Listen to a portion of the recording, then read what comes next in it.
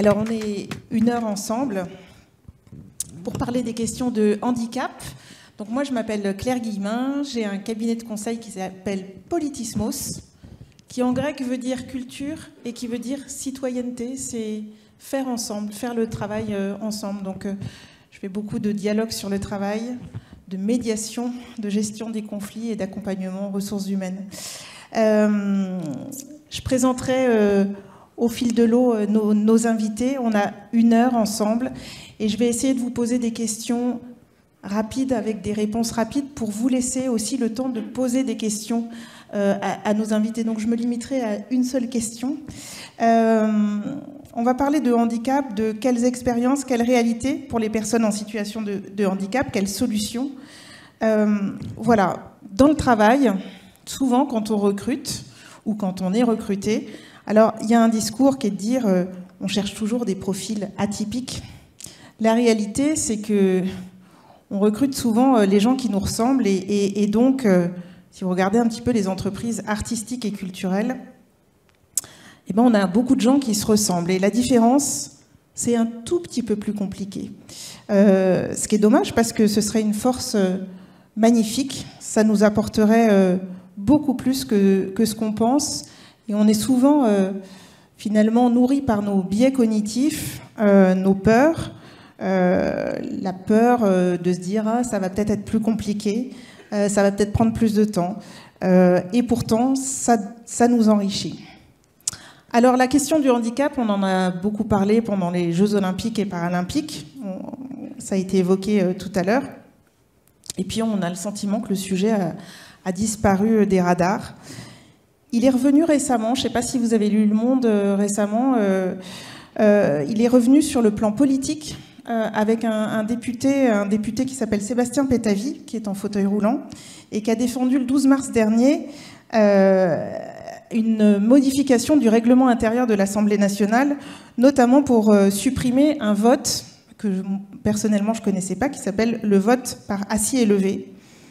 Et cet article, il est très intéressant parce qu'il montre à quel point toutes nos instances politiques, participatives, citoyennes, n'ont pas du tout été pensées pour tout le monde. Et donc, comme elles ne sont pas adaptées, comme le travail, comme l'accueil n'est pas adapté, eh bien, elles en deviennent excluantes et discriminantes. Dans le travail, quelques chiffres que j'ai puisés sur le site de la GFIP. Dans le monde du travail, 3 millions de personnes reconnues en situation de handicap, ce qui représente 7,5% des personnes en âge de travailler, donc entre 15 et 64 ans. Un peu plus d'un tiers seulement de ces personnes sont en emploi. Un taux de chômage de 12% quand il est de 7% en moyenne, ce qui montre les inégalités. Alors, dans le monde de la culture, on n'est pas très très bon, en fait. On est même très mauvais. J'ai pas de chiffres dans le monde du spectacle ou de la culture. Néanmoins, l'inclusion dans les professions du secteur de l'information, de la communication, et donc qu'incluent les entreprises culturelles, stagne autour de 3% de personnes en situation de handicap au sein de ces entreprises. C'est des chiffres de la Direction de la Recherche et des Études du ministère des Solidarités. Il y a néanmoins des exemples intéressants dans des entreprises adaptées. Alors une entreprise adaptée, c'est une entreprise qui a au moins 55% de ses salariés en situation de handicap. Il y a des ESAT dédiés au spectacle vivant, aux cultures. Il y a quelques compagnies, notamment la compagnie L'Oiseau-Mouche à Roubaix, et puis une boîte de production audiovisuelle, Séquence Clé Production, pour ne pas la nommer. Dans le secteur du spectacle, Laurent Bentata en a parlé tout à l'heure, il y a évidemment l'inclusion du public, des citoyens qui viennent voir les spectacles, mais elle concerne aussi tout notre écosystème, donc les employeurs, les salariés, le public, les prestataires, les travailleurs indépendants avec lesquels on peut travailler et finalement qui sont autant de chemins à parcourir et d'engagement dans des démarches sociales, sociétales, en qualité d'entrepreneur. Alors, on va essayer d'aborder toutes ces facettes des parties prenantes avec nos invités, donc Florence Jeu, Sarah Mitski, Elsa Girard, Thomas Bisiaco et Stanislas Carmon. Je vais commencer par Elsa, qui nous accueille. Elsa Girard, qui est directrice adjointe et responsable de l'action culturelle de la Vapeur. Et merci beaucoup pour cet accueil magnifique. Quand on a parlé ensemble, tu as évoqué avec moi la question de l'affaire de tous, rendre un lieu accessible au public. D'abord, ce qui t'intéresse, c'est d'accueillir la différence et les différences. Il n'y a pas de différence entre les gens différents. Et de dire c'est l'affaire de tous. Alors comment tu portes ce projet d'accessibilité avec les équipes de la Vapeur ?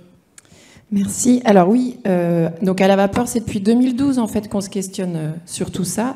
Et dans toutes nos expérimentations, nos tests, là où on en est maintenant, c'est que vraiment la question d'accessibilité n'est pas liée à une personne ou un métier. Par exemple, c'est pas la médiatrice culturelle qui gère les questions d'accessibilité.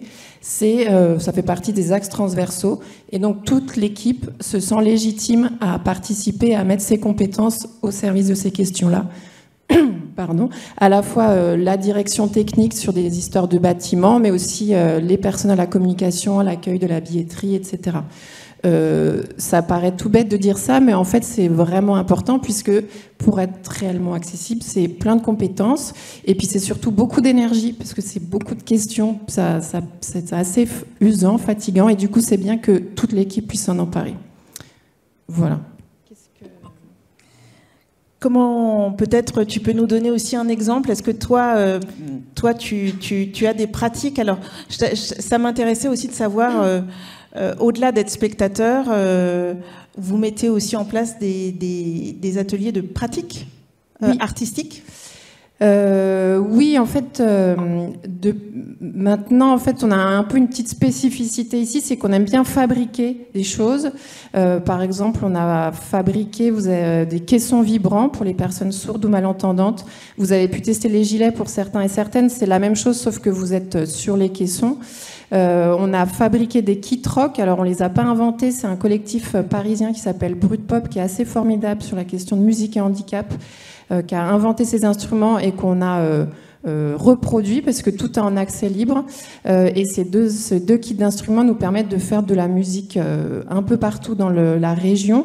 On a un kit qui est toujours à la Vapeur et on a pas mal de structures qui viennent ici faire de la musique. C'est des kits qui au départ sont pensés pour des personnes en situation de handicap. Mais finalement, c'est des instruments qu'on utilise en permanence. Moi-même, qui suis pas du tout musicienne, je suis hyper à l'aise avec ces instruments parce qu'on se sent légitime. C'est pas des instruments qui ressemblent à ce qu'on voit en concert, et du coup, on se sent légitime de faire ce qu'on a envie sans forcément suivre une méthode, une manière de faire. Et juste ces instruments, en fait, on forme des éducateurs, éducatrices qui vont ensuite eux-mêmes mener des ateliers avec le groupe de personnes qu'ils accompagnent. Ça permet de faire plein de projets gratuitement parce qu'on a beaucoup de demandes. Ça permet que la musique se fasse un peu partout. Et surtout, ça permet de montrer qu'on peut tous faire de la musique. On peut être éducateur, avoir jamais fait de musique et quand même s'emparer de cet outil-là, ce domaine-là, pour mener des projets éducatifs. Voilà. Et c'est des instruments que vous pouvez prêter à d'autres aussi? Oui, c'est prêté. C'est là en ce moment, c'est un peu partout dans la région. C'est prêté à qui a envie de s'en emparer. L'idée, c'est d'avoir cette philosophie qu'on est tous en capacité de faire de la musique. Voilà. Tu voulais rajouter? Juste, je voulais rebondir sur ce que disait le monsieur avant, le principe des spectacles relax, parce qu'on a testé ça aussi. Et je crois que moi, ça, c'est une base maintenant de notre manière de réfléchir sur la question de l'accessibilité. C'est que à partir du moment où on a des formats, les formats, ils sont excluants. Donc, par exemple, nos soirées-concerts, elles ont un format qui est nécessaire puisqu'il y a besoin de pour le public de communiquer sur des horaires par rapport à des principes de tournée, d'avoir des fonctionnements d'horaire, de rythme, une première partie, une seconde partie, etc. Mais du coup, il y a plein de gens avec qui on travaille, par exemple, à qui on prête les kit rock, qui sont pas en capacité de venir sur ce format-là de concert. Et du coup, on a essayé d'inventer un autre format, alors qui sans doute exclut d'autres personnes. Mais du coup, c'est les concerts d'après-midi qu'on a testé en février. Et en effet, ça joue en après-midi, ça joue moins fort. On peut être assis, debout, on peut se rouler par terre. On peut faire des dessins au fond de la salle si on n'a pas envie. On a un document en FALC qui est envoyé aux personnes qui le souhaitent et aux structures qui explique ce qui va se passer dans l'après-midi. Alors le FALC, c'est juste que c'est expliqué de manière avec des mots plus simples. Et finalement, ce format de concert, il s'adapte pas seulement aux structures type IME, du médico-social, mais des gens avec des enfants, des personnes âgées, des gens qui n'ont pas envie de rentrer tard le soir parce qu'ils ou elles ont peur en transport en commun. Et du coup, ça me conforte dans cette idée que souvent on voit l'accessibilité comme des normes, des contraintes à subir. Et en fait, finalement, juste ça ouvre énormément d'autres possibilités. Et c'est peut-être ça qu'on essaye de défendre, c'est que c'est pas du tout contraignant. Et c'est plein de petits challenges, de choses à inventer, nous, qui nous excitent quand même pas mal. Voilà. Merci beaucoup. Alors, je sais pas pourquoi, j'ai 2 micros. Florence. Ah, t'en as un. Formidable. Florence, bonjour. Alors, Florence, tu es l'ex-directrice artistique des Francopholies. Tu as été directrice du Bataclan, et directrice du Bataclan pas à n'importe quel moment après les attentats. Aujourd'hui, tu es consultante aussi IRH, RSE. Tu as créé un cabinet qui s'appelle Missoumi. Donc toi, tu as vécu une vie de dirigeante, de salariée, aujourd'hui de consultante indépendante, de travailleuse indépendante. Alors, quand on a préparé cet entretien, tu me parlais de discrimination insidieuse, alors qu'on vit souvent en tant que femme, qu'on soit salariée, dirigeante d'ailleurs, ou même indépendante, et de validisme. Est-ce que tu peux me parler de tout ça et surtout partager cette question de la suradaptation, au fond, et cette force et en même temps cette vulnérabilité? Oui, alors en fait, effectivement, j'ai eu un parcours assez riche depuis une vingtaine d'années dans le secteur de la musique, mais je suis aussi personne en situation de handicap, donc je l'incarne personnellement, donc je me retrouve à la fois partie prenante et en situation de devoir diriger des entreprises. Et c'est vrai que moi j'aimerais déjà dire que quand on parle de handicap, effectivement, ce que tu disais, en fait, on a tout de suite une connotation assez lourde de normes, de choses un peu chiantes à mettre en place, etc. En fait, il y a un décalage de vision. Enfin, en tout cas, moi, le handicap que je porte, je le vois pas tant comme quelque chose que je porte que le système qui n'est pas conçu pour m'accueillir, en fait. Et je trouve qu'aujourd'hui, questionner le système plutôt que la personne en situation de handicap, c'est déjà changer de regard. Et je pense que c'est ça aussi qu'il faut travailler. C'est pas de voir les personnes parce qu'elles représentent en tant que femmes, en tant que genre, en tant que personnes en situation de handicap, mais c'est comment le système est fait aujourd'hui pour exclure une grande majorité de gens, parce que chacun est fait comme il est fait, qu'on est des êtres humains et qu'on a tous des failles et des choses différentes en nous. Et voilà, et je trouve que cette question du regard, elle est importante. D'ailleurs, dans le dictionnaire, le handicap aujourd'hui est encore défini comme une limitation et pas comme quelque chose qui peut enrichir ou apporter à l'autre. Et je sais qu'il y a des gens qui se battent pour que cette définition puisse évoluer, changer. Et voilà, et je pense que tant qu'on changera pas de regard, effectivement, les personnes qui portent un handicap se sentiront pas forcément accueillis dans les systèmes et du coup en position de ce qu'on peut appeler suradaptation, qui est aussi valorisé au sein des systèmes comme quelque chose de résilient. Et on confond souvent en fait la question de la suradaptation avec la question de la résilience, qui est très à la mode en ce moment. Et tant qu'on sera dans ces schémas de pensée, en fait, on ne sera pas en capacité d'accueillir la diversité au sein des organisations. Toi, dans tes précédentes fonctions, tu as accueilli cette différence justement avec tes équipes. Comment ça s'est passé parce qu'aujourd'hui, dans ton cabinet, tu es toute seule, mais dans des grandes équipes, comment ça s'est passé au quotidien? En fait, moi, j'ai plutôt été dans des organisations qui étaient conçues avant mon arrivée, les Franco, qui ont un certain nombre d'années d'existence, avec finalement assez peu de turnover et du coup assez peu d'opportunités de faire évoluer les choses. Et au Bataclan, c'était une autre question. Puisque j'ai récupéré une partie de l'équipe qui avait vécu des choses assez traumatisantes, et c'est plutôt en partant du Bataclan où je me suis dit en fait je ne veux plus ne plus parler de ces sujets-là, je ne veux plus éviter ces sujets-là, et du coup je monte ma structure et je mets les pieds dans le plat, quoi. Ça t'a mise en colère parfois? En colère, je sais pas. Plutôt, je pense que ça me donne de l'énergie plutôt en fait pour me dire aujourd'hui comment on peut faire évoluer les choses en fait, et comment. Mais pour moi, la question du handicap, elle rejoint vraiment la question de la diversité. Et je suis contente qu'aujourd'hui on puisse aborder ces sujets-là ici, dans ce cadre-là, parce que c'est comment aujourd'hui, finalement, la question générale, c'est comment on fait société ensemble, en fait, et comment on est prêt à faire de la place à la différence dans la société, quoi, et donc au sein des entreprises. Et on ne peut pas décorréler, en fait, la question du handicap de notre capacité à vivre avec la différence, quoi. De manière générale, je pense, le genre... les origines ethniques, etc. Enfin, c'est une question plus vaste que ça, quoi. Et c'est en ça où je pense qu'il faut aussi sortir de cette position que peuvent avoir les entreprises de on a un problème, on cherche une solution. En fait, je pense que la question elle est plus vaste que ça. C'est plutôt être à l'écoute, en fait, qui est important aujourd'hui.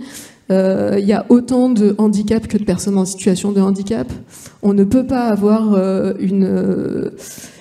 mode d'emploi pour chaque handicap. Et ce qu'il faut développer, c'est l'écoute.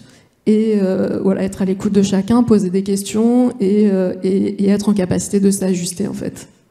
Bien sûr. Merci beaucoup, Florence. Alors, quand on a préparé cette table ronde, Thomas était invité pour Astéréotypie, le groupe, et puis Thomas m'a dit Stanislas peut être présent également avec moi, donc je suis ravie de vous accueillir tous les deux. Bonjour à tous les deux, bonjour Stanislas, bonjour Thomas. Moi, j'aimerais bien que vous nous présentiez d'abord le groupe Astéréotypie assez rapidement. Et puis peut-être, Stanislas, tu es chanteur, tu es l'un des chanteurs du groupe. Moi j'ai regardé quelques clips, notamment celui qui s'appelle Colère. Et tu chantes ce qui me met en colère, c'est qu'il y a des gens qui disent que je suis fou. Alors ça te met en colère? Et est-ce que justement cette énergie, tu la transformes, comme a très bien dit Florence, en quelque chose de positif? Oui, c'est sûr que ça me met en colère. Mais ça parlait en fait, ça parlait de si les gens disaient que j'étais fou en fait. Je pensais, parce que personne m'a dit que j'étais fou, c'est jamais arrivé, mais si ça arrivait, effectivement ça me mettrait en colère, surtout si c'est un commentaire gratuit. Oui, je comprends, voilà. Je comprends. Alors, tu es depuis le début dans le groupe ? Ou pas? Oui, pas depuis le début, mais depuis très très longtemps en fait. J'ai intégré le groupe Astéréotypie en 2014 parce qu'il a été créé dans un IME qui s'appelle IME Alternance à Bourg-la-Reine, et on a écrit des textes et on en a fait des morceaux, et c'est comme ça que le groupe s'est construit petit à petit, de fil en aiguille. Et Et on a réussi à faire quelque chose d'extraordinaire, parce que personne n'aurait imaginé qu'on ferait les plus grandes salles, les plus grands festivals. Qui aurait imaginé ça? C'est quand même dingue ce qui nous est arrivé, c'est quand même extraordinaire, donc c'est une chance. Génial. Thomas, toi, tu es arrivé un peu plus tard. J'aimerais bien, et je te réinterrogerai après, Stanislas, que tu nous parles un petit peu aussi de la vie et peut-être des difficultés administratives, parce que manager, c'est évidemment trouver des dates, etc., mais c'est aussi gérer plein de choses, des autorisations, des bulletins de salaire, des déclarations, voilà. Et j'aimerais bien que tu nous expliques un petit peu les difficultés que tu as pu rencontrer. Oui, alors merci, bonjour. Alors moi je trouve pas de date, il y a un tourneur qui s'en occupe, mais par contre je m'occupe de la partie plutôt label et production, et également les accompagner sur les dates de tournée. Et donc oui, dans ce cadre-là, effectivement, et avant cette table ronde, j'ai aussi parlé beaucoup avec les parents et les éducateurs notamment. Et ça, il y a énormément de difficultés administratives qui se présentent à eux, qui sont pas forcément, qui sont pas du tout d'ailleurs formés à tous les aspects qu'on peut rencontrer, qui sont spécifiques au monde de la musique. Donc par exemple tous les organismes tels que l'ADAMI, la SACEM, pour l'intermittence aussi tout simplement. Voilà, donc il y a pas mal de démarches qui sont pas forcément facilitées, et également une lourdeur et une difficulté de communication parfois avec la CAF pour articuler entre les aides dédiées au handicap et les revenus liés à la musique, puisque dans le groupe Astérotypie, il y a vraiment une volonté d'inclusion totale, et donc pour ceux qui ne connaissent pas, il y a 4 musiciens neurotypiques et 4 chanteurs dans le spectre de l'autisme. Et tout le monde est rémunéré pareil, que ce soit sur les concerts, sur les albums, sur les droits d'auteur, etc. Et donc forcément, ça entraîne des revenus liés à l'activité qui viennent remettre en question les aides de manière parfois un peu floue dans les méthodes de calcul, avec des interlocuteurs qui sont difficiles parfois à joindre, des potentielles erreurs. Enfin, je ne vais pas rentrer exactement dans tous les détails, mais en tout cas, c'est une grosse source de stress et de travail pour les accompagnants.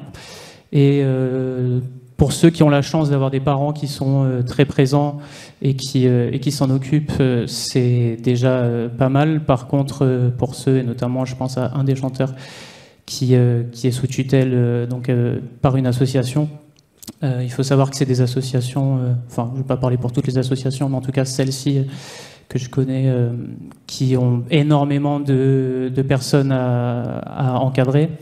Et voir la tutrice de ce chanteur à 60 personnes à gérer toute seule. Et la plupart du temps, c'est des personnes qui ont des démarches administratives assez basiques et similaires, mais par contre, dès qu'on commence à ajouter des revenus divers et variés, des démarches, des inscriptions, etc., c'est beaucoup plus complexe, et donc on se retrouve avec des situations bloquantes. Tout simplement, par exemple, pour signer une œuvre à la SACEM, si cette association n'a pas accès aux identifiants et ne fait pas la signature en ligne, ça bloque pour tous les ayants droit. Voilà, c'est des petits exemples comme ça qui font que c'est un petit peu difficile parfois au quotidien. Oui, Sarah va nous...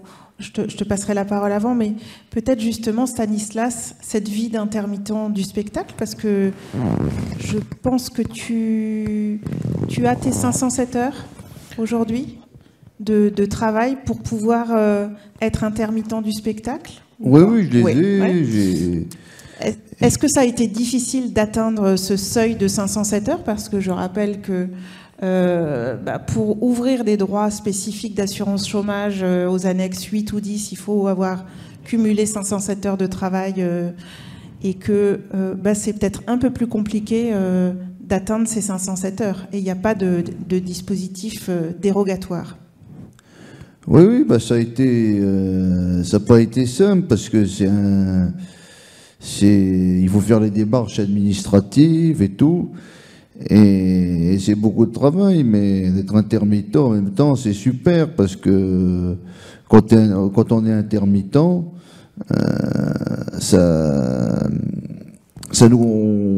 on est concerné sur plusieurs projets aussi. C'est ça qui est bien. On fait plusieurs activités, on fait plusieurs spectacles. Et moi, ce que j'aime, c'est la richesse de tous ces différences, la diversité par rapport à tous ces différents spectacles, ces opportunités qui se présentent, le cinéma, la stéréotypie. Pour ceux qui ne savent pas, mais je pense que la plupart le savent, j'ai joué dans un petit truc en plus, voilà, le film d'Artus, et j'ai même joué dans plusieurs séries, et c'est super, quoi. C'est vraiment une chance. T'es comédien et chanteur. C'est ça. Oui, c'est ça. Je précise du coup que Stanislas est le seul des 4 chanteurs-chanteuses à être intermittent, parce qu'il a cette double casquette comédien-chanteur, qui n'est pas forcément le cas des autres. Et donc pour les autres, c'est beaucoup plus compliqué. Enfin, c'était déjà un peu compliqué pour Stanislas, mais pour les autres, ça fait beaucoup d'heures à trouver. Je peux imaginer. Et j'espère que s'il y a renégociation un jour, ces situations seront prises en compte. Sarah Miski, tu travailles, je te connais depuis très longtemps, à Audience, à la mission handicap. Voilà. J'aimerais bien que tu nous parles de tout le travail qui est fait par Audience et de tout le travail qui est fait en synergie avec d'autres acteurs de la protection sociale, Tali Santé, service de prévention et de santé au travail, Cap Emploi, l'AFDAS, etc. Donc, bonjour à toutes et à tous. Donc, je suis Sarah Minsky. En effet, je pilote la mission handicap du spectacle vivant enregistré au sein d'Audience. Juste pour vous resituer un petit peu la genèse, justement, pourquoi on a mis en place cette mission handicap, ça a été déjà un petit peu dit, c'est-à-dire qu'on constatait qu'au sein des entreprises du secteur culturel, le taux d'emploi, alors c'est 2,5-3%, moi j'ai à peu près les chiffres, ce taux d'emploi était plus faible que dans les autres secteurs d'activité. On constatait que même lorsque les entreprises de ces secteurs-là, donc c'est cinéma, spectacle vivant, audiovisuel, souhaitaient mettre en place des actions, souhaitaient recruter des personnes en situation de handicap, il y avait une méconnaissance des structures, et peu de professionnels qui avaient une reconnaissance de leur situation de santé. Donc en 2017, il y a une première mission handicap qui a été mise en place, qui était spécifique au secteur de la branche de la production audiovisuelle, et en 2020 qui a été élargie au secteur du cinéma, du spectacle vivant, de la musique, théâtre, opéra. Et donc dans le cadre de nos actions, on accompagne les entreprises de tous ces secteurs-là dans leur obligation d'emploi de travailleurs handicapés, mais on aime bien aussi parler d'ambition d'emploi, c'est-à-dire que donc l'obligation d'emploi concerne les entreprises qui ont plus de 20 salariés, mais on est régulièrement contacté par des compagnies de théâtre ou des sociétés de production qui, pour différentes raisons, souhaitent diversifier leur recrutement. Pardon, je rappelle aussi que l'obligation, elle porte sur l'emploi, mais elle peut être aussi de travailler avec des prestataires indépendants. Hein, c'est important de le dire. Tout à fait. Tu citais tout à l'heure Séquence Clé, qui est une entreprise adaptée, notamment dans le secteur de l'audiovisuel. Donc, en effet, dans le cadre de la mission, on accompagne également sur ces sujets-là de sous-traitance auprès du secteur protégé adapté. On met en place des actions de sensibilisation à destination des managers, des salariés. Et en parallèle, on accompagne, Thomas, tu vas expliquer les difficultés de mobilisation des droits. Donc, on accompagne les professionnels de ces secteurs-là, donc majoritairement des intermittents du spectacle, qui méconnaissent leurs droits. Même une fois informés, on constate quand même de fortes réticences à enclencher les démarches de peur d'être blacklisté. C'est quand même un milieu où il faut être en forme, show must go on, quoi qu'il arrive. Donc on propose... Oui, les discriminations sont nombreuses. On a parlé de l'égalité professionnelle et du handicap. Il y a une vingtaine de critères de discrimination et on pourrait faire 10 tables rondes sur les autres sujets. Oui, c'est vrai que c'est un des critères importants de discrimination, le handicap. Donc on accompagne les professionnels du secteur sur la mobilisation des droits, notamment dans le cadre d'arrêt maladie, on constate que certains renoncent à leurs droits, parce que ça peut être un parcours du combattant, de justifier de tous ces cachets d'intermittents pour ouvrir des droits au niveau de l'indemnisation de la sécurité sociale. On accompagne pour obtenir ce fameux statut de travailleur handicapé, pour mobiliser les aides auprès de la GFIP, puisque ce n'est pas le fait d'avoir une problématique de santé qui permet, par exemple, d'avoir un aménagement de son poste de travail. Il faut qu'il y ait une reconnaissance administrative qui passe notamment par ce statut de travailleur handicapé. Et tout ce travail se fait en relation avec un réseau de partenaires, donc Thalie Santé, qui est la médecine du travail spécifique pour les intermittents. Et au sein de Thalie Santé, il existe une cellule de maintien en emploi avec une infirmière spécialisée sur la question du handicap dans la culture, une psychologue ergonome qui peut faire une étude de poste, un médecin du travail. Et au travers de tout ce réseau de partenaires mobilisables, on se rend compte que malgré ce qu'on pense, il y a un certain nombre de professionnels qui peuvent continuer à exercer leur activité. Tout à fait. Et je rappelle que vous venez il y a quelques jours d'organiser à l'Opéra de Paris une super rencontre. C'est la 3e, 4e édition avec Cap Emploi, justement, pour mettre en relation des personnes en situation de handicap et des employeurs. Tu veux juste en une seconde et puis après, la parole sera à vous. Tout à fait. En fait, dans le cadre de la mission handicap, on était de plus en plus sollicité par des entreprises justement sur ces recherches de talents, de professionnels, donc dans le secteur qualifié en situation de handicap. Donc on organise depuis 3 ans au sein de l'Opéra National Paris-Bastille, mais on déploie également ces événements en région, notamment à Avignon, en lien avec le festival, des job dating qui sont dédiés aux entreprises du secteur culturel qui souhaitent recruter des artistes, des techniciens, du personnel administratif également, ou sur des fonctions support, ressources humaines, informatique, communication. Et donc là, mardi dernier, on a eu 37 entreprises recruteuses, dont une est présente avec nous aujourd'hui, c'est Lagardère. Et on a eu plus de 200 candidats avec plus de 200 postes à pourvoir. Et vous avez des résultats de combien de postes pourvus les années précédentes? On a une quinzaine de postes, majoritairement des postes qui relèvent de l'intermittence du spectacle, qui sont mis en place. Mais ça permet aussi aux entreprises en interne et en externe d'envoyer aussi des signaux autour de l'inclusion. Et ça amène aussi, suite à ces job dating, de mettre en place des actions aussi de sensibilisation au sein de ces entreprises et de lever les stéréotypes qui peuvent perdurer dans nos secteurs d'activité. Merci beaucoup. Vous voulez rajouter quelque chose ou on passe aux questions au regard de tout ce qui a été dit? Alors, je ne sais pas s'il y a un micro, si je dois descendre. Est-ce que Alessandra peut me dire? Sinon, avez-vous des questions? Je vais passer mon micro. Est-ce qu'il y a des questions dans la salle? Pas de questions en ligne non plus. Qui a levé la main en premier? Merci. Alors, il y en a une au fond. Il y en a une où... Ça marche pas. Voilà. Merci beaucoup pour les interventions.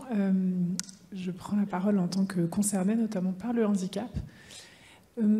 C'est intéressant le point sur l'accès aux droits. On en parlait tout à l'heure, et c'est vrai que pour arriver déjà à bénéficier d'un minimum de droits et d'avoir accès à certaines opportunités, il faut faire face à de nombreuses entraves. Voilà, c'était un point plutôt d'éclairage sur le fait que la situation en France dégrade énormément pour les personnes handicapées, que l'allocation adulte handicapé, qui permet à pas mal de personnes de compléter leurs revenus, par exemple d'un temps plein, baisse et est de moins en moins attribuée. Donc un soutien à des recours ou à un montage de dossiers, ça peut être quelque chose de très concret, facile à mettre en place, comme vous le disiez du coup sur le management, et qui aide beaucoup. Et à propos des IME, on a parlé des ESAT également. Je voulais rappeler que ce régime d'institutionnalisation est contraire aux recommandations de l'ONU. Il a été reconnu comme un régime de ségrégation et il y a un grand plan des Nations Unies qui appelle à la désinstitutionnalisation en France. Donc, en tant qu'entreprise, n'hésitez pas, ou acteurs ou actrices de terrain, à regarder cette convention relative aux droits des personnes handicapées des Nations Unies, qui explique en quoi on vit du coup en France un régime de ségrégation sociale par ces institutions, voilà, qui ne respectent pas, par exemple, le droit du travail. Dans un ESAT, on ne peut pas se syndiquer, on n'a pas de SMIC, et c'est un régime flou qui existe et qui est complètement illégal. Merci. Merci. Alors, je précise juste, il y a les ESAT et il y a les entreprises adaptées, et c'est deux choses tout à fait différentes. Mais certains ESAT sont entreprises adaptées, mais toutes les entreprises adaptées ne sont pas des ESAT. Ah oui, tout à fait, je parle spécifiquement des IME et des ESAT. Le régime d'institutionnalisation dans son ensemble. Alors, on va peut-être prendre une deuxième question qui était au fond de monsieur, tout au fond. Et ensuite... tout le monde va rebondir.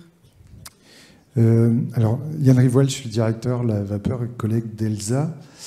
Juste pour dire que, en fait, tout ce qu'on expérimente et tout ce qu'on fait pour accueillir au maximum sur l'ensemble de nos activités les personnes en situation de handicap, en fait, pour ne pas montrer de différence par rapport à leur accès à nos activités, à leur accueil ici, et ben, tout ça, ça demande une énergie, un travail particulier et aussi des moyens. Et ça n'a d'intérêt en plus que si on le fait dans la durée, si on le fait de manière permanente. C'est pas faire des coups ou faire parler de nous. C'est vraiment dans un esprit de cohérence et de long terme. Et ben ça, en fait, c'est pas financé par qui que ce soit. Il y a le financement pour tous ces travaux-là existe à travers des appels à projets. On a assez peur d'ailleurs que les financements se réduisent à cet endroit-là aussi. Mais pour faire de la communication en permanence qui soit adaptée à toutes les formes de perception, pour avoir Ce soir, par exemple, on a 2 personnes mal et non-voyantes qui assisteront au concert, qui sont des spectateurs très assidus de La Vapeur. Depuis un certain nombre d'années, on a des bénévoles guides qui ont été formés et ces gens achètent leur place, nous font savoir qu'ils viennent et on les apparie avec des bénévoles qui vont les accompagner et passer la soirée avec eux. Mais pour qu'ils aient l'information déjà, il faut qu'on leur donne des moyens d'information cohérents. Alors on le fait, ça fait un moment qu'on le fait, mais ce que je veux dire par là, c'est que nous, on se sent aujourd'hui tout à fait limités pour aller plus loin, pour répéter les exemples dont a parlé Elsa, parce qu'il n'y a pas de moyens consacrés, et qu'en plus, dans la période qui s'ouvre de réduction budgétaire et d'austérité, on a des craintes sur le fait que ce soit plutôt ça qui disparaisse avant ce qui est plus exclusif. Voilà. Merci. C'est difficile de parler d'ici parce qu'il y a un gros écho. Mais nous, on a bien entendu. Mais j'espère que tout le monde aussi a entendu votre témoignage. Alors, Sarah et Thomas voulaient apporter des réponses. Oui, je voulais rebondir sur le fait que les intermittents, à partir du moment où il y a une problématique de santé, rencontrent des difficultés pour renouveler ces fameuses 507 heures. Donc, nous, en tant qu'institutionnels, on fait remonter un certain nombre de choses et on a fait une demande justement pour... Alors, on ne sait pas dans quel cadre, de quelle façon, hein, parce que ça engendre pas mal de choses, mais une personne qui aurait le statut de travailleur handicapé ne devrait pas justifier de 507 heures, mais qui a un aménagement du nombre d'heures. En tout cas, c'est des choses qu'on a fait remonter. Pareil, auparavant. On a fait remonter à qui ? Au ministère, voilà, Okay. Un certain nombre d'institutions. Ça tombe bien, ils sont là. Pareil par rapport au nombre pour pouvoir accéder aux indemnités journalières de la sécurité sociale. Auparavant, il fallait justifier, je ne vais pas rentrer dans des chiffres, mais de plus de 507 heures, c'était 800 heures à l'époque. Donc on se retrouvait avec des situations aberrantes, c'est-à-dire avec des professionnels confirmés qui pouvaient avoir 600 heures, mais qui n'étaient pas indemnisés dans le cadre d'un arrêt maladie parce qu'ils n'avaient pas ces 800 heures. Donc il y a eu un aménagement qui a été fait pour tout le monde et un décret spécifique, notamment pour les artistes. Donc les choses bougent quand même. Thomas ? Oui.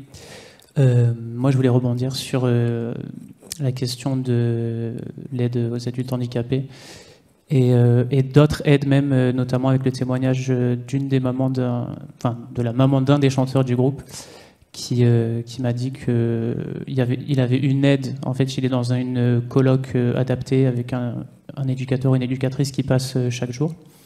Et il avait au préalable, donc avant son activité rémunérée en tant qu'artiste, il avait une aide ménagère, je crois 2 fois par semaine, et il avait également une aide au logement pour payer le loyer de cette coloc. Et en fait, à partir du premier euro de salaire touché, il a perdu ses aides. Et également l'aide adulte handicapé, donc il a toujours, mais elle est majorée. Donc, après, tant mieux hein, si le salaire peut combler cette aide et que finalement ils s'en sortent mieux, mais c'est rarement le cas et c'est la proportionnalité qui est questionnable. Et voilà, donc ça s'ajoute aux démarches. Aux difficultés, évidemment. Je peux rebondir là-dessus. Alors, nous, en tant que groupe de protection sociale, à partir du moment où une personne commence à travailler dans le secteur de la culture, ce qui est le cas à partir du moment où il y a un cachet qui est versé, la personne va cotiser de fait au niveau de la retraite à audience. Et il faut savoir qu'on a un service d'action sociale et notamment on a une attention particulière pour nos professionnels qui ont une problématique de santé. On peut mettre en place des aides financières exceptionnelles. Donc c'est une étude globale de la situation, qui est des revenus réguliers ou pas. S'il y a un besoin d'une aide à domicile, donc c'est à la fois au niveau de la sphère personnelle mais également au niveau de la sphère professionnelle. S'il y a besoin d'un aménagement de poste et que la GFIP ne prend pas tout en charge, il ne faut pas hésiter à contacter notre service d'action sociale. Ok, je leur donnerai votre contact. Il y a encore du temps pour des questions ou des témoignages. Oui, là-bas, il y a une question. Je veux bien que vous vous présentiez aussi, s'il vous plaît. Merci. Bonjour tout le monde, merci de tout ça. Donc je vais me présenter, donc Emmanuel Sala, je suis artiste, je suis moi-même en situation de handicap dans un groupe qui comprend 0% de personnes valides, en fait, du Haut-Soma, ça s'appelle.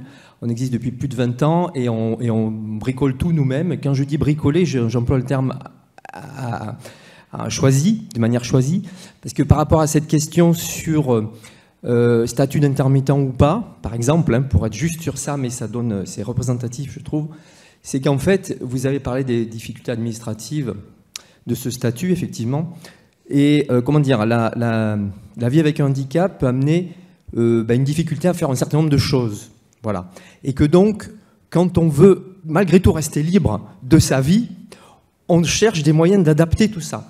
Et donc notre façon à nous, ça a été de se dire, on ne va pas viser les 507 heures, c'est pas le but, on a d'autres ressources qui justement permettent de compléter, et donc on va trouver une autre façon de faire qui va nous simplifier la vie pour passer plus de temps à créer et à jouer qu'à faire de l'administratif.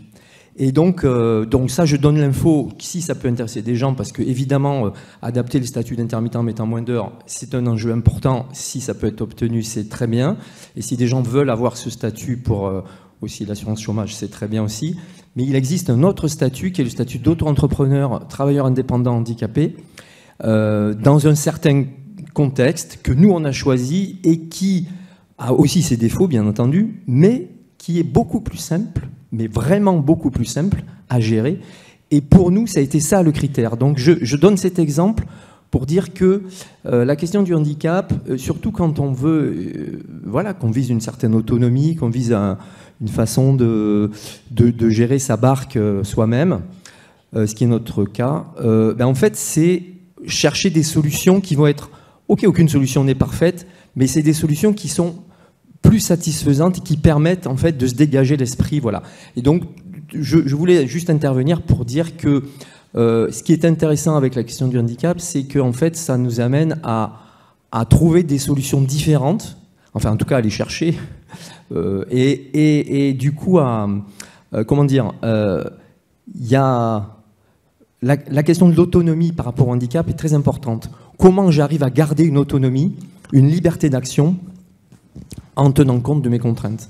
Il y a des tas de choses possibles à partir du moment où on est un peu créatif. En tout cas, voilà. La solution que vous avez trouvée sur laquelle personnellement j'émets quelques réserves parce qu'il y a une présomption de salariat pour les artistes en France et donc des minima prévus par des conventions collectives à respecter, des minima de rémunération du travail, hein, je ne parle pas d'assurance chômage.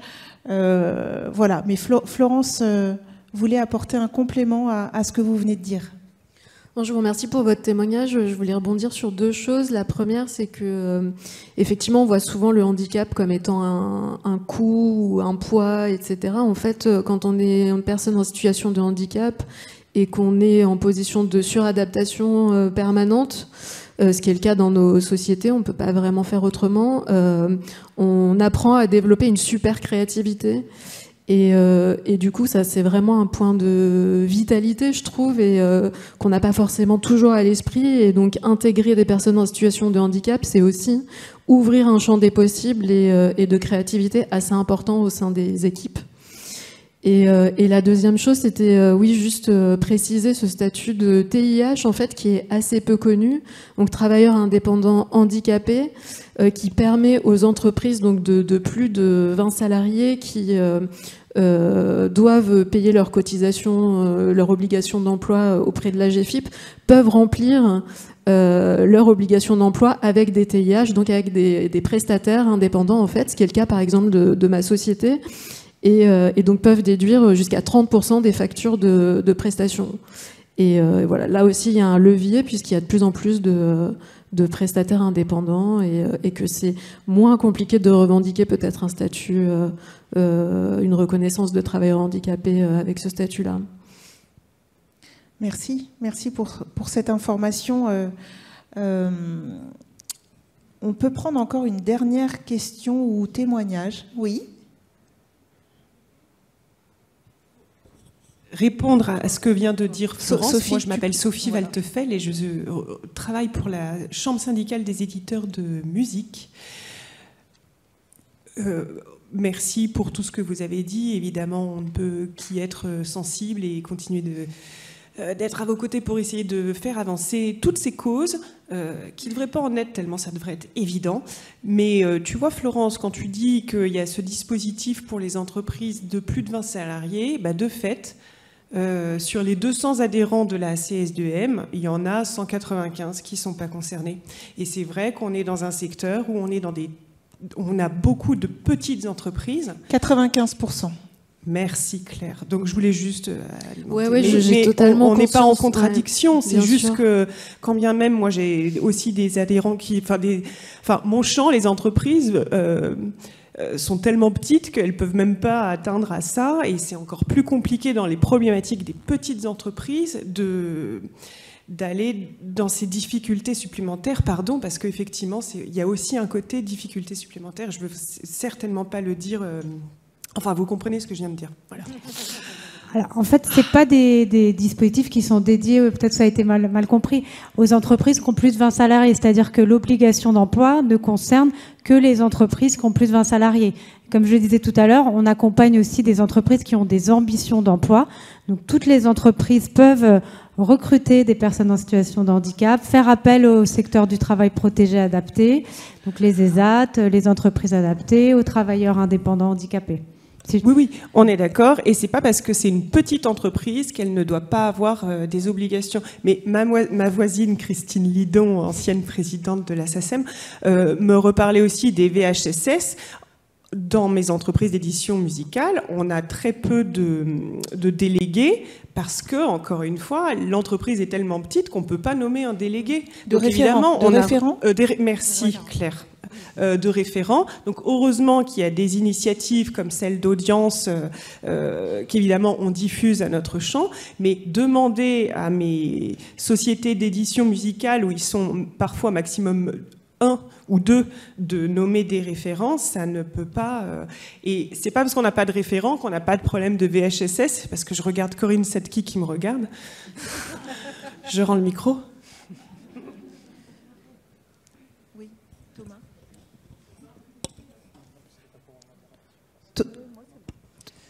Moi, c'était pour une question, du coup, comment, pour que peut-être les gens sachent qui nous écoutent, comment on vous contacte pour avoir votre soutien pour les parents, les intermittents, les accompagnants, vous pouvez etc. je ne sais pas s'il y a un support qui sera diffusé, mais vous pouvez me contacter par mail. Donc c'est sarah.minsky@audience.org. Et sinon, on a une adresse mail dédiée dans le cadre de la mission handicap qui est mission.h@audience.org. Voilà. Et évidemment, oui, bien sûr.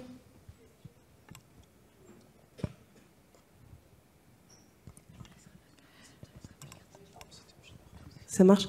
20 ETP ou 20 salariés? 20 ETP. Le suspense est insoutenable. ETP. Donc les intermittents sont comptabilisés. C'est ce que je voulais dire. C'est une obligation pour ces entreprises. Mais évidemment, toutes celles qui sont moins de 20 salariés peuvent aussi avoir une démarche qu'on appelle de responsabilité sociale, sociétale, environnementale. Et c'est d'ailleurs un facteur d'engagement très fort. C'est également un facteur d'attractivité, parce qu'aujourd'hui, on le sait, dans le spectacle vivant notamment, il y a de plus en plus de difficultés à recruter, et que les salariés vont regarder aussi quel est votre impact social, vous en tant qu'employeur. Qu'est-ce que vous faites pour la société qui vous entoure, et est-ce que l'équipe que vous avez constituée ressemble au monde qui nous entoure? Et parfois, on a des mauvaises surprises dans le monde de la culture, encore trop. Est-ce que quelqu'un veut dire un dernier petit mot, Thomas? Ouais, s'il nous reste du temps. Il nous reste 2 minutes. Ça marche. Je voulais juste peut-être en profiter pour quand même parler pour l'expérience du groupe Astérotypie que j'accompagne en concert, pour quand même saluer toutes les salles qui nous accueillent toujours avec grande bienveillance, tous les bénévoles, toutes les équipes techniques, etc. Et ça permet aussi, dans le cadre de ces concerts, de faire beaucoup de rencontres avec des IME locaux, avec des ateliers d'écriture, etc., qui sont très enrichissantes. Mais que pour élargir le sujet au-delà du monde de la musique, rappeler quand même que la base, ça reste quand même des travailleurs sociaux et des éducateurs qui accompagnent ces jeunes au quotidien et qui sont de plus en plus précarisés, avec des contrats parfois en auto-entrepreneur ou en vacataire, etc.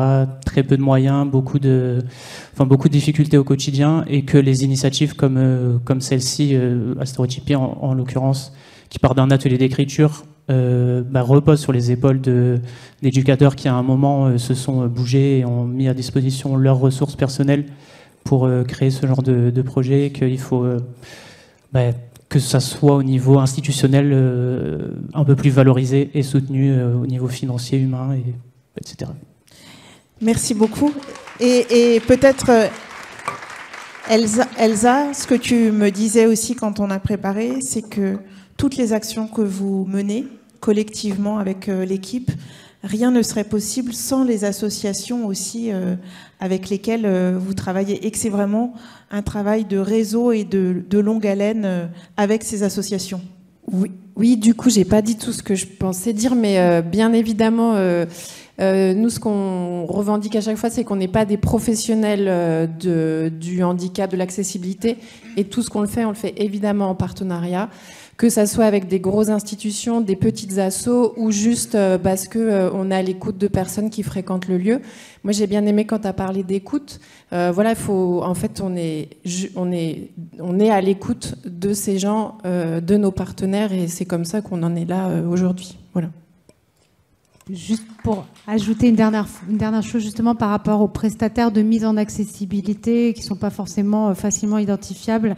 On a identifié un certain nombre de prestataires, dont certains qui relèvent du secteur protégé adapté. C'est une plateforme qui s'appelle Culture Access pour que les entreprises culturelles puissent avoir accès à un certain nombre de prestataires. C'est ce dont Laurent parlait tout à l'heure d'ailleurs. Oui. Moi, je voulais juste remercier le CNM en fait d'ouvrir ce dialogue sur ce sujet.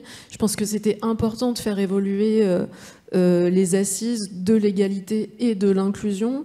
On n'a pas parlé d'intersectionnalité, mais il y a aussi beaucoup de personnes qui se retrouvent à l'intersection de plusieurs problématiques, femmes et en situation de handicap, femmes et racisées, femmes et voilà. Et du coup, ce n'est pas qu'un seul sujet, l'égalité. En fait, il y a une multitude de sujets. Et donc on doit les aborder ensemble en fait. On peut pas cloisonner chacun des sujets et chacun rester dans son petit coin quoi. Donc voilà, merci le CNL. Oui, un grand merci au Centre national de la musique. On libère la place et merci pour votre écoute et vos questions. Et merci à vous, chers invités.